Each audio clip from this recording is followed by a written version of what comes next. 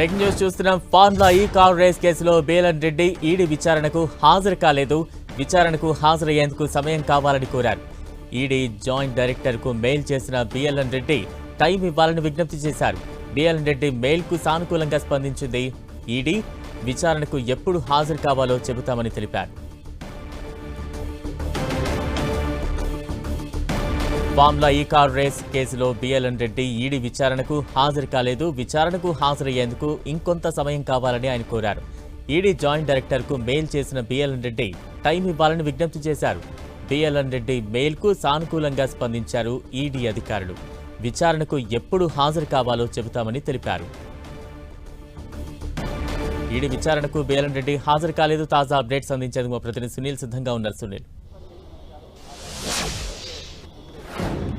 Formula ఈ car race కేసులో ఈరోజు హెచ్ఎండిఏ మాజీ చీఫ్ ఇంజనీర్ గా ఉన్నటువంటి బిఎల్ రెడ్డి ఈడీ విచారణకు హాజరు కావాలి 11 గంటలకంటూ కూడా గతంలో ఈడీ అధికారులు నోటీసులు సర్వ్ చేశారు. కానీ బిఎల్ రెడ్డి ఈ రోజు అందరూ విచారణకు వస్తారని భావించినప్పుడు కూడా ఒక మెయిల్ ద్వారా కొద్దిసేపు క్రితమే ఈడీ జాయింట్ డైరెక్టర్ కి ఒక మెయిల్ ని పంపించడం జరిగింది. తాను కొంత బిజీగా ఉన్నాను, ఈ రోజు హాజరు కాలేకపోతున్నానంటూ కూడా ఈడీ అధికారులకు మెయిల్ ద్వారా బిఎల్ రెడ్డి సమాచారం ఇచ్చినట్టు కూడా తెలుస్తుంది. అయితే ఈడీ అధికారులు మరొక ఎప్పుడు రావాలో మరొక డేట్ ఇస్తామని మళ్ళీ రిప్లై మెయిల్ ఇచ్చినట్టు కూడా సమాచారం తెలుస్తుంది. మొత్తం మీద ఈ రోజు విచారణ మాత్రం బిఎల్ రెడ్డి హాజరు కావడం లేదు.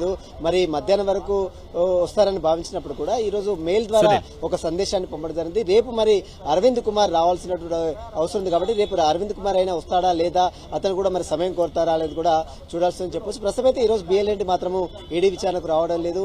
ఇప్పటికే హైకోర్టులో ఆ పిటిషన్ పెండింగ్ లో ఉంది కాబట్టి ఆ పిటిషన్ చూసిన తర్వాత అంటే ఈడీకి సంబంధం లేకున్నప్పుడు కూడా ఏసీబీ కేసుని సవాల్ చేస్తూ హైకోర్టులో పిటిషన్ దాఖలు చేశారు. ఆ పిటిషన్ ఇప్పటికే వాదనలు కూడా కంప్లీట్ అయినాయి కాబట్టి తీర్పు రిజర్వ్ చేసింది. ఆ తీర్పు ప్రకటించేంత వరకు అరెస్ట్ చేయొద్దని చెప్పింది కాబట్టి మరి ఆ జడ్జిమెంట్ చూసిన తర్వాత ఈ రోజు విచారణకు వచ్చే అవకాశం కూడా ఉండడం తెలిసింది. బలరాం, అంటే తదుపరి విచారణ ఎప్పటికి పిలిచే అవకాశం ఉంది? సహజంగా ఈడీ ఈ రకంగా ఎవరైనా విజ్ఞప్తి చేస్తే ఎన్ని రోజులు కొంత టైం ఇచ్చే అవకాశం ఉంటుంది? అంటే అలాప్ సడన్ గా ఇతను రావడం లేదు. కొంత ముందస్తుగా ఉన్నటువంటి షెడ్యూల్లో కొంత బిజీగా ఉన్నాను, రాలేకపోతున్నాను, మరొకసారి డేట్ ఇవ్వాలని అతను అంటే బిఎల్ రెడ్డి ఈడీ అధికారులను కోరినట్టు కూడా సమాచారం తెలుస్తుంది. అయితే ఎప్పుడు రావాలో అనేది దాని మరొక నోటీసులు జారీ చేస్తారు, మరొక డేట్ ని ఇస్తారు. ఆ డేట్ ప్రకారం అతను హాజరు కావాల్సిన అవసరం ఉంటుంది. అయితే ఈడీ అధికారులు మాత్రం సానుకూలంగానే స్పందించారు.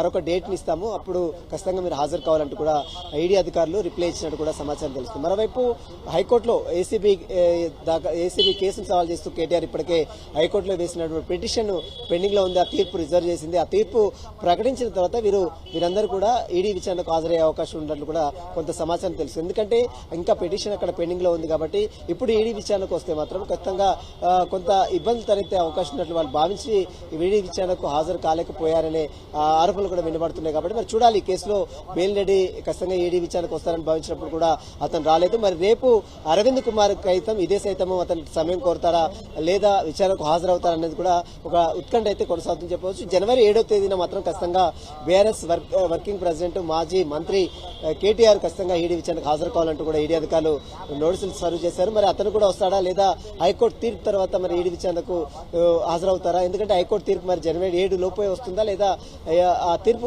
వచ్చిన తర్వాతనే ఈడీ విచారణకు హాజరవుతా అనేది లీగల్ టీమ్ తో కేటీఆర్ కూడా సమావేశం నిర్వహించారు. ఆ సమావేశంలో లీగల్ ఒపీనియన్ తీసుకున్న తర్వాత ఈడీ విచారణకు సంబంధించి తదుపరి ప్రొసీడ్ అవుతామని ఇప్పటికే చిట్చాట్లో మాట్లాడినటువంటి పరిస్థితి మనం చూడాం. మరి ఈ రోజు బిఎల్ రెడ్డి రాలేదు, రేపు అరవింద్ కుమార్ వస్తాడా రాదని చూడాల్సింది చెప్పవచ్చు. వీరిద్దరు రాకపోతే మాత్రం కేటీఆర్ కూడా హాజరు కాలేకపోవచ్చు అనేది తెలుస్తుంది. మరి హైకోర్టు ఆర్డర్ చూసిన తర్వాత వీరందరూ కూడా ఈడీ విచారణ ఎదుర్కొనే అవకాశం కూడా కనబడుతుంది. Right, thank you Sunil.